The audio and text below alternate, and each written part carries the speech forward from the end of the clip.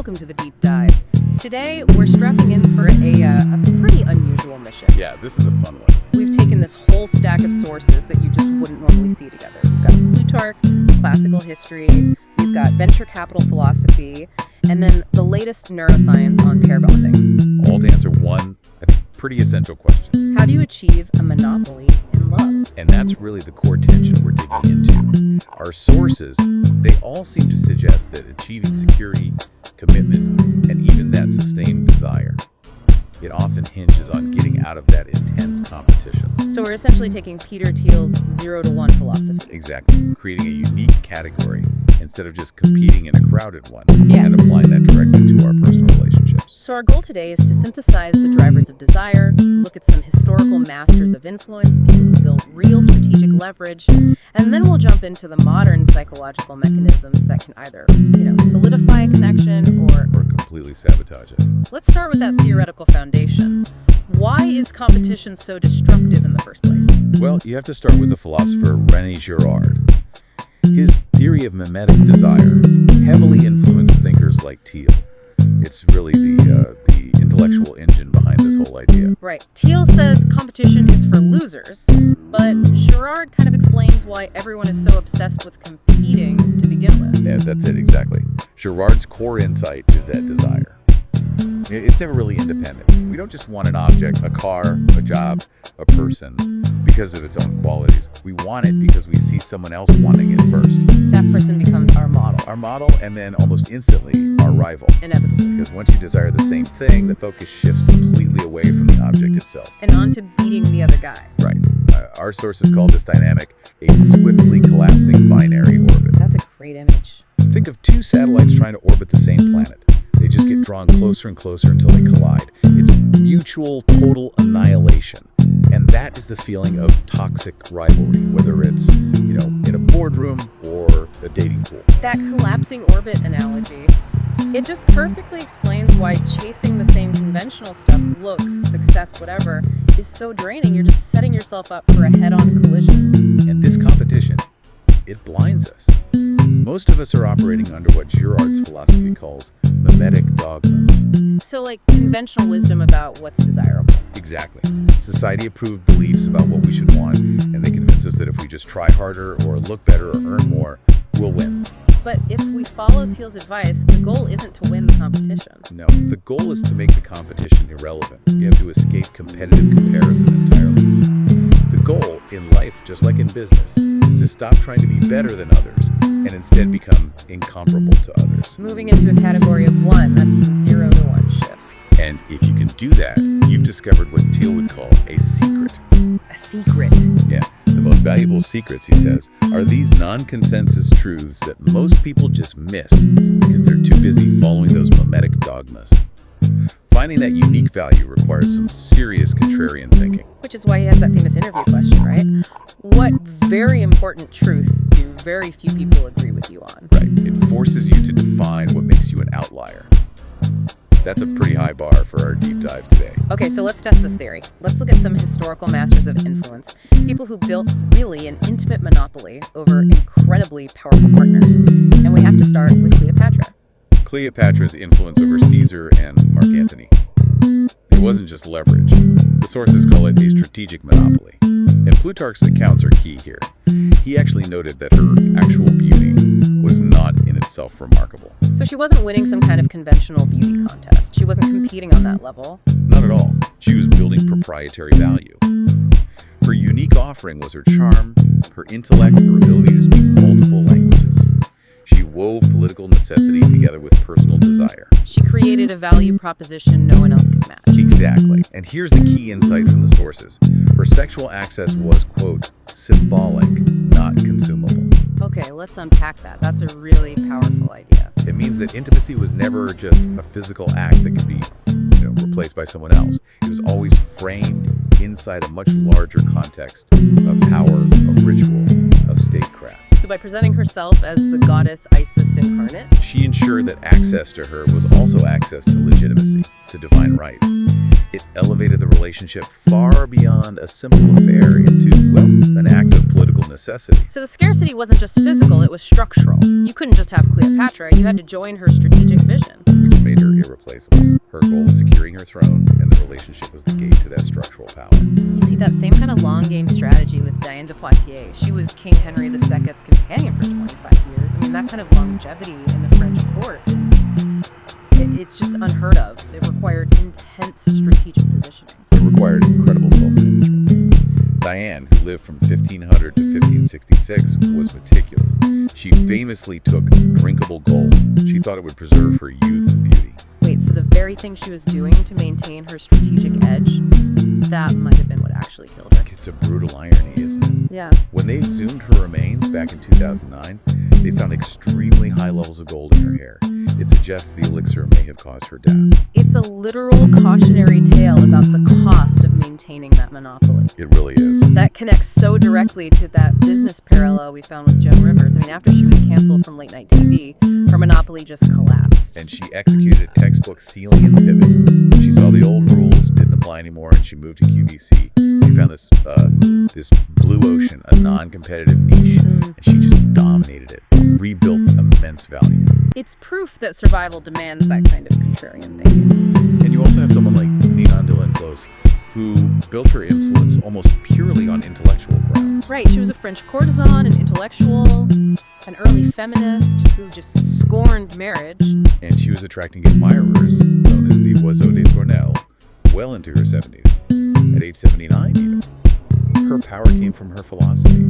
She argued that traditional morals just occult the amoral nature of this mechanical inclination. The raw impulse of desire. Exactly. She put her independence and her wit above everything else. Now, before we jump to modern psychology, it feels important to note that while we're focusing on these individual power plays, some societies structured relationships totally differently. Absolutely. It's a crucial point. Wow. We have to acknowledge societies that aim for parity. The Haudenosaunee, for example, created what's described as an incredibly egalitarian society. They had gender roles, sure, but women's political power sometimes even surpassed men's. And you see examples like Viking and Spartan women who had unusual freedoms owning property, running the household, even initiating divorce. Yes, and these are important contrasts. But even with that economic and personal freedom, they were still often officially inferior to men in the political sphere, which just underscores how rare and fragile that kind of equality has been. It makes the individual monopoly feel more like a survival mechanism in most contexts. Okay, so let's make that transition. From historical leverage to modern science. If strategy gets you into the partnership, what psychological mechanisms regulate desire and commitment once you're actually there? Well, let's start with a really foundational but often misunderstood strategy, playing hard to get. Right. The research, and this is looking at 18 different studies, shows that being too elusive, it just backfires. Yeah. Completely. You don't trigger attraction, you trigger abandonment anxiety. You push people away. So the goal isn't just avoidance, it's more like calibrated intensity. That's the perfect way to put it. The effective approach is about striking a balance. You have to convey your interest, but at the same time maintain a slight sense of mystery. You provide enough reward to keep hope alive, but you maintain that unique quality. Now this is where it gets ethically thorny. We have to talk about the dark arts here. Intermittent reinforcement, the hot and cold pattern. This is a devastating mechanism and a huge warning from our sources. In experiments, if you use continuous reinforcement, always reward, or never reward, the behavior is predictable. But if you make it random, unpredictable. The subject becomes anxiously obsessed. Like a rat just hitting a lever over and over, hoping for a random pellet. The subject starts neglecting everything else, focusing only on that unpredictable reward. In a relationship, that hot and cold pattern creates a literal behavioral addiction. And that puts the unpredictable partner in a terrifying position of power. Are our sources presenting this as a strategic tool to use or just a warning about something to avoid? They present it as a mechanism that works, and works powerfully, but is ultimately destructive. It puts the unpredictable partner in complete and absolute control, and it forces the other person into this state of emotional withdrawal because they're constantly searching for a pattern, a rule they can follow to get the reward back.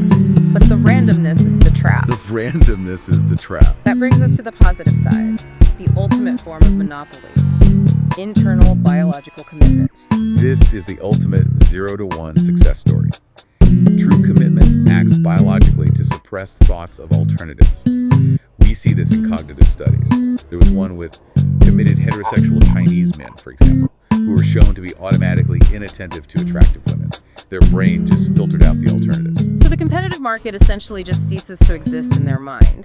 And this is linked to something called self-expansion. It is. Researchers use a self-expansion manipulation. They ask subjects to focus on mutual growth, on shared challenges, on learning new things together, and afterwards they scan their brains. And what do they find? Neural activity in the reward processing regions, the anterior cingulate and medial prefrontal cortices, was significantly diminished when they were shown attractive alternatives. Okay, hold on. Let's pause on those brain regions. For the listener, what do those parts of the brain normally do, and what does diminished activity mean? Right, good question. So, to put it simply, the medial prefrontal cortex is often involved in assessing rewards and value. The anterior cingulate helps process conflicting or relevant information. When the activity there goes down, it means the brain is literally processing that attractive alternative less as a potential reward. So focusing on mutual growth, it actually rewires your neural reward system. It makes other people less appealing. It makes external alternatives less salient. That's the neurobiological monopoly. That really makes the leap from, cutthroat competition to collaborative stability feel much more real, much less philosophical. So if that's the maintenance phase, how do we actually build the long-term trust that makes all this competition irrelevant? It takes intentional effort, and it goes beyond just talking.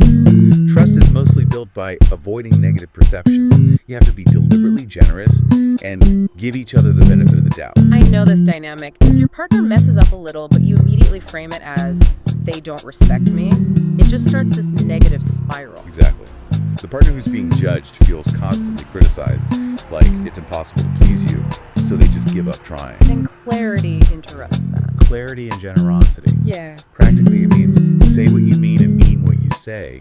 Communicate your intentions clearly. Because your partner isn't a mind reader, and if you force them to guess or make assumptions, you're basically inviting suspicion into the relationship. Absolutely. And this whole idea of intentional commitment is wrapped up in this crucial concept of minding. Minding. I hear that term a lot, but what does it mean beyond just, being nice? Minding is a high-level framework. It's a very specific mix of things. Equality, empathy, negotiation, companionship, and deep commitment, all built on continuous mutual self-disclosure. It's about actively paying attention to your partner's inner world. It's the engine that ensures you're both growing together. Which, as we just saw, is the key to suppressing the appeal of alternatives. And part of that self-disclosure has to be emotional honesty, which is a lot harder than it sounds. For sure. Emotional suppression is consistently linked to lower well-being. And here's a critical finding. Attachment anxiety in one partner can actually spill over and cause emotional suppression in the other partner. So it's contagious. One person is anxious, so the others start shutting down their own feelings to try and manage that. Exactly. The pathology spreads. Okay, let's close with the ultimate joint decision in a long-term bond. Fertility. The strategy here seems heavily influenced by economics and gender. You can even see it in the evolutionary context. With katydids, for instance, when food is scarce, males become scarce because their reproductive gift is so valuable, and it reverses the typical roles. The females have to compete fiercely for the males. Fascinating. So the market dynamic just flips based on resource scarcity. How does that play out with humans today? Well, fertility is a joint decision, but economic uncertainty hits partners differently. Women's fertility plans are shown to be significantly more cautious about perceived economic uncertainty, whether it's high or even, interestingly, too low than men's plans are. Why that difference in risk assessment? A prevailing theory is that it's rooted in the differential cost of motherhood. Because the burden of raising children, even today, often falls more heavily on women, the perceived risk of economic uncertainty just. It hits them harder. It leads to more caution. Which highlights the need for that strategic clarity inside the relationship. And that brings us right back to basic communication about desire and sex. It does. For sexual satisfaction, the way we frame our requests matters immensely. Research shows that framing requests as approach goals, focusing on shared positive experiences like, hey, let's explore this together, it could be amazing for us.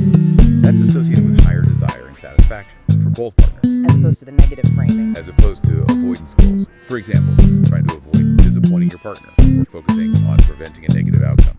That focus on what you might lose, it just leads to lower desire and lower satisfaction for everyone involved. The strategy, at the end of the day, has to be mutual enrichment, not mutual anxiety avoidance. So we started this deep dive in the hyper-competitive world of Girardian rivalry, the cutthroat strategic leverage of Cleopatra, and we ended up in the science of emotional clarity, self-expansion, and these collaborative approach goals. So what does this all mean for you, the listener? The journey suggests the greatest reward, that true commitment, that lasting desire. It doesn't come from winning a zero-sum game against rivals or, manipulating your partner with unpredictability. It comes from building a unique shared reality. And that unique reality, the one built on biological commitment and self-expansion, is what makes alternatives neurologically and practically irrelevant. The Thelian challenge is to find a unique, non-competitive market. We saw how external forces like economic uncertainty influence big decisions like fertility, often making women more cautious. So consider this. In your own life, what fundamental secret about your shared identity and future beyond money or looks are you and your partner actively building together? What is the thing that truly cannot be copied or replaced by anyone else? That is the ultimate sustainable monopoly of desire.